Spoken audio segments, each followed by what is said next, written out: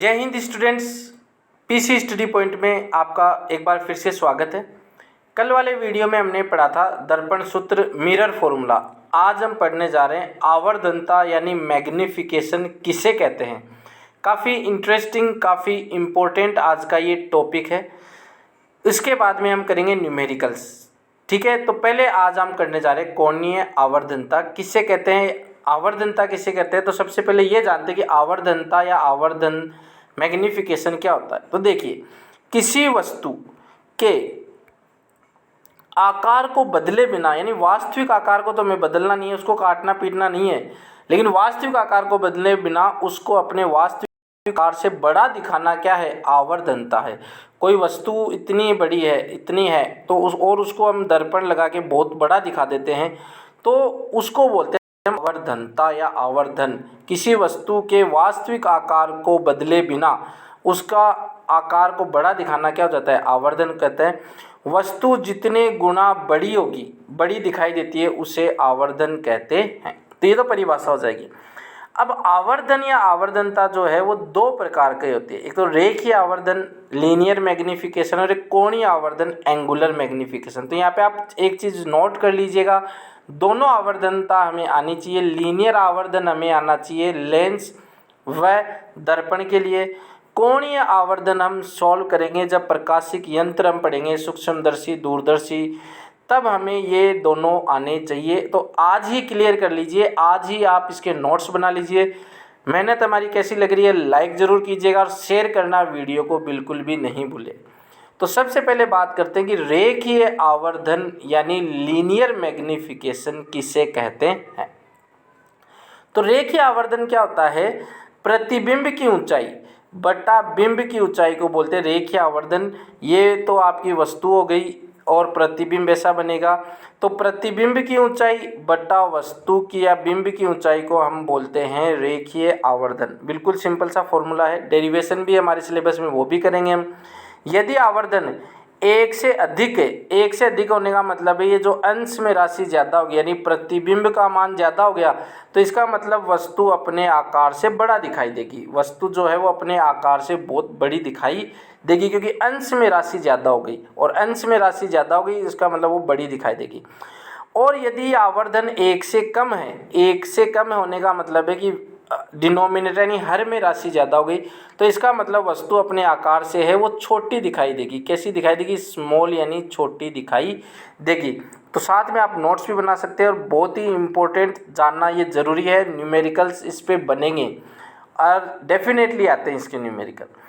अब बात करते हैं कि कैलकुलेशन किस हिसाब से करेंगे। तो सबसे पहले तो इसका डायग्राम समझते हैं।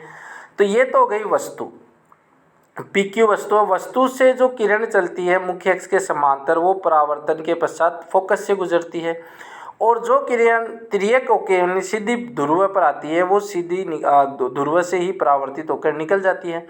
तो यहाँ पे प्रतिबिंब बन गया ये P' Q'। वस्तु के व ध्रुव के बीच की दूरी होगी -u, और प्रतिबिंब व ध्रुव के बीच की दूरी होगी -v। ठीक है, ये तो डायग्राम हो गया। ये डायग्राम एक बार फिर से आपके सामने आ गया। अब इसमें हम लेते हैं त्रिभुज, वही समरूप त्रिभुज कल भी हमने डिस्कस किया था और आज भी हम डिस्कस कर रहे हैं, PQO। तो PQO ये वाला त्रिभुज, एक तो ये वाला त्रिभुज हो गया, समकोण त्रिभुज है। P', एक ये हो गया P', तो बड़े त्रिभुज का लंब बटा छोटे त्रिभुज का लंब, बड़े त्रिभुज का आधार बटा छोटे त्रिभुज का आधार, बड़े त्रिभुज का कर्ण बटा छोटे त्रिभुज का कर्ण, यही हमने कल पढ़ा था। तो यहाँ पर हमने जो किया है P', क्या चीज़ है, P' है छोटे त्रिभुज का लंब अपॉन बड़े त्रिभुज का लंब, और P' छोटे त्रिभुज का आधार बटा बड़े त्रिभुज का आधार, ये हमने लिखा है यहाँ पे। अब P' क्या हो गई, प्रतिबिंब की ऊंचाई, तो H' से हम प्रतिबिंब की ऊंचाई दिखाते हैं। PQ क्या हो गया, वस्तु की ऊंचाई, तो H से हम वस्तु की ऊंचाई दिखाते हैं। और P', ध्यान से देखिएगा, P' क्या चीज़ है, P' है प्रतिबिंब ध्रुव के बीच की दूरी, जिसको हम -v से दिखाते हैं। तो अभी हमने कार्तीय चिन्ह परिपाटी हमने नहीं लिया, अभी केवल v लिखा है। और PO क्या चीज़ है, PO है वस्तु व ध्रुव के बीच की दूरी, जिसको U से हमने दिखा दिया है। अभी हमने कार्तीय चिन्ह परिपाटी नहीं लगाई, अब हम लगाते हैं। तो m इक्वल टू वस्तु प्रतिबिंब की ऊंचाई क्या लेंगे, माइनस में लेंगे, क्योंकि नीचे की तरफ है। कार्तीय चिन्ह परिपाटी का आपको वीडियो जरूर देखना है, अगर नहीं देखा तो आना ही आना चाहिए, नहीं तो पता नहीं चलेगा माइनस क्यों ले रहे हैं, कहाँ से ले रहे हैं, कभी माइनस कभी प्लस, तो वो हमें आना चाहिए। तो प्रतिबिंब की ऊंचाई जो हो गई वो हो गई माइनस एच डेस, वस्तु की ऊंचाई हो गई प्लस, क्योंकि वो ऊपर की तरफ है प्लस एच, और वस्तु प्रतिबिंब की दूरी माइनस वी लेंगे क्योंकि वो लेफ्ट साइड है, और वस्तु की दूरी भी माइनस लेंगे क्योंकि वो भी लेफ्ट साइड है, माइनस यू। अब क्या होगा, ये माइनस माइनस हो जाएगा प्लस, तो जो m हो जाएगा वो हो जाएगा h अपॉन एच डेस। तो चाहे तो इधर एक माइनस लगा लो, चाहे इधर एक माइनस लगा लो, तो हमने ये वाला माइनस लगाया तो एक ही माइनस लगना है, या तो ये जो ये माइनस माइनस तो प्लस हो गया, ये माइनस बच गया। अब ये वाला माइनस चाहे तो यहाँ पे लगा लो, चाहे यहाँ पे लगा लो, तो हमने यहाँ पे लगा रखा है। m इक्वल टू हो जाएगा h dash upon h equal to minus v upon u, ये आपको याद कर लेना है। अब यदि प्रतिबिंब आभासी व सीधा हो, तो याद कीजिए प्रतिबिंब दो प्रकार के पढ़े थे हमने, प्रतिबिंब एक तो वास्तविक था और एक आभासी था। तो आभासी व सीधा हो, आभासी व सीधा कब बन रहा था, ये तो हो गया हमारी वस्तु और ये हो गया प्रतिबिंब। तो वो वाला वीडियो नहीं देखा तो वो वाला प्रतिबिंब वाला भी देखना, उसका लिंक आपको डिस्क्रिप्शन में मिल जाएगा, ठीक है। तो हो जाएगा, ये हमारा फॉर्मूला है जो अभी हमने सॉल्व किया था। अब क्या हो जाएगा, इसके अंदर देखो वस्तु की जो दूरी, प्रतिबिंब की जो दूरी होगी वो क्या हो जाएगी, पॉजिटिव, यानी प्रतिबिंब की दूरी दिखाते हैं हम v से, तो वो प्लस क्यों जाएगा। वस्तु अभी भी बाईं तरफ रखी हुई है, वस्तु हमेशा ही बाईं तरफ दूरी हो जाए, तो वो दूरी हो जाएगी माइनस की। तो हम क्या करेंगे, v की जगह तो प्लस v रखेंगे, u की जगह माइनस u रखेंगे, और फिर देखते हैं कि m कितना रहेगा। तो हमने क्या कर दिया, v की जगह तो प्लस v रख दिया और u की जगह माइनस u रख दिया, माइनस माइनस प्लस हो गया।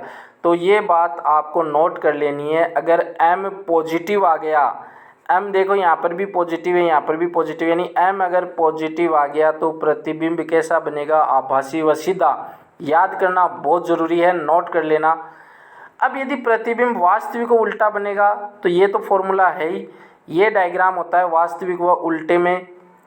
उसमें क्या रहता है, ये प्रतिबिंब जो होता है वो वास्तविक व उल्टा बन रहा है यहाँ पे।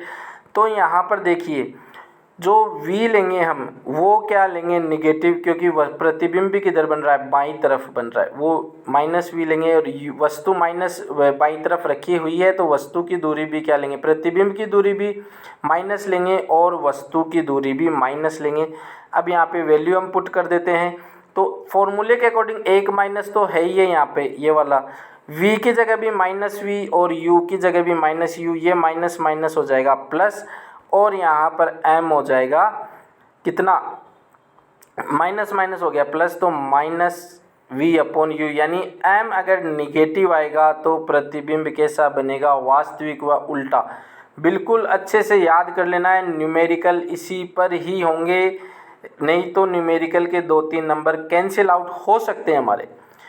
अब बात करते हैं कोणीय आवर्धन की, ये तो बात कर रहे थे हम रेखीय आवर्धन। कोणीय आवर्धन क्या होता है, एंगुलर मैग्निफिकेशन, यानी कोण से रिलेटेड बात हो रही है। तो ये हम जब सूक्ष्मदर्शी पढ़ेंगे तब भी हम डिस्कस करेंगे, एक बार फिर पहले डिस्कस कर लेते हैं, लेकिन ये आना चाहिए। अगर हम कोई वस्तु को देखें और वस्तु को हम कहाँ पे रखें, स्पष्ट दृष्टि की न्यूनतम दूरी पर, जो कि होती है d इक्वल टू 25 सेंटीमीटर। अब ये स्पष्ट दृष्टि की न्यूनतम दूरी क्या होती है कि 25 सेंटीमीटर से पहले की वस्तु हमें क्लियर नहीं दिखती है। क्लियर कब होना दिखाई देगी वस्तु, क्लियर कब से दिखेगी, 25 सेंटीमीटर आने के बाद में। तो इसी को बोलते हैं स्पष्ट दृष्टि की न्यूनतम दूरी, यानी इसके बाद में ही वस्तु हमें क्लियर दिखाई देगी। 25 सेंटीमीटर की कम दूरी है तो वस्तु हमें क्लियर दिखाई नहीं देगी। और वस्तु हमने रखी हुई है, और वस्तु जो आँख पर कोण बनाएगी उस कोण को नाम दे दिया हमने अल्फ़ा। गौर से समझिएगा बात। अब हमने क्या कर दिया, आँख के आगे लेंस रखा हुआ है, और वस्तु का प्रतिबिंब जो बनेगा वो कुछ इधर पीछे की तरफ बनेगा। कैसा बनेगा, कब बनेगा, वो आपको आ जाएगा जब आप पूरा ये लेक्चर मतलब पूरा ही चैप्टर पढ़ लेंगे तब। अभी यहाँ पर हम केवल कोणीय आवर्धनता समझते हैं। तब ये कोण बन गया कितना, बीटा। तो एक अल्फा कोण है जब हम वस्तु को देख रहे हैं, एक बीटा कोण है जब हम उसका प्रतिबिंब देख रहे हैं। तो m क्या हो जाएगा, प्रतिबिंब द्वारा आंख पर बना कोण जो कि क्या है बीटा, प्रतिबिंब द्वारा आंख पर बना कोण, और एम अपोन में क्या जाएगा स्पष्ट दृष्टि की न्यूनतम दूरी पर रखी वस्तु द्वारा आंख पर बना कोण, यानी एम हो जाएगा beta upon alpha, beta upon alpha, यानी प्रतिबिंब द्वारा आंख पर बना कोण, और अल्फा क्या है वस्तु रखी हुई है जब डी पर यानी स्पष्ट दृष्टि की न्यूनतम दूरी पर, तो स्पष्ट दृष्टि की न्यूनतम दूरी पर रखी हुई वस्तु द्वारा आंख पर बना कोण। अब कोण की बात हो रही है इसलिए इसको क्या बोलते थे कोणीय आवर्धनता। तो ये आज का इम्पोर्टेंट लेक्चर था, इसके बाद में मैं न्यूमेरिकल्स इस टॉपिक के आने चाहिए, एग्ज़ाम में न्यूमेरिकल ही आएगा 99%, डेरिवेशन बहुत कम पूछी जाती है। दर्पण सूत्र F = R/2 और आवर्धनता ये हमें आनी चाहिए। तो मिलते हैं नेक्स्ट लेक्चर में न्यूमेरिकल्स के साथ, तब तक के लिए जय हिंद। एक बार वीडियो लाइक ज़रूर कर दीजिएगा।